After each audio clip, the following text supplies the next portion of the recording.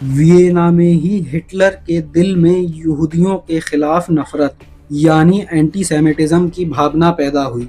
उसने पहले कभी भी यहूदियों को अलग तरीके से नहीं देखा था, लेकिन वियना में उसे लगा शहर की अधिकतर परेशानियों के पीछे यहूदियों का ही हाथ है, क्योंकि उनका इन्फ्लुएंस मीडिया, फाइनेंस, कल्चर और पॉलिटिक्स पर धीरे धीरे बढ़ता जा रहा था, जिसकी वजह से जर्मन लोगों को गरीबी में जिंदगी काटनी पड़ रही थी। हिटलर आगे लिखता है कि वियना में उसने दो सबसे बड़ी चीजें सीखी।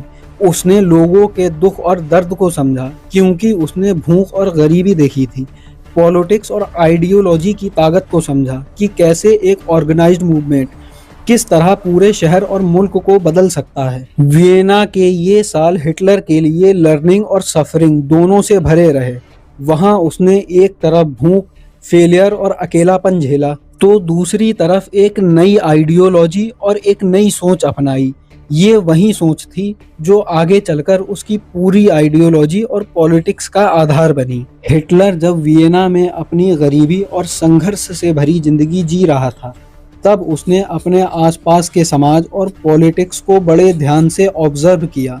हर दिन वो लोगों की जिंदगी, उनके दुख सुख, उनके कॉन्फ्लिक्ट्स और उनकी आइडियोलॉजी को देखता और धीरे धीरे अपनी सोच को बनाता था। सबसे पहले हिटलर का टकराव हुआ ऑस्ट्रियन मल्टी एथनिक सोसाइटी से।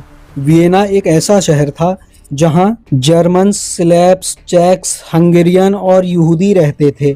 हिटलर को लगता था इस मिक्सचर ने उसकी जर्मन आइडेंटिटी को कमज़ोर कर दिया है।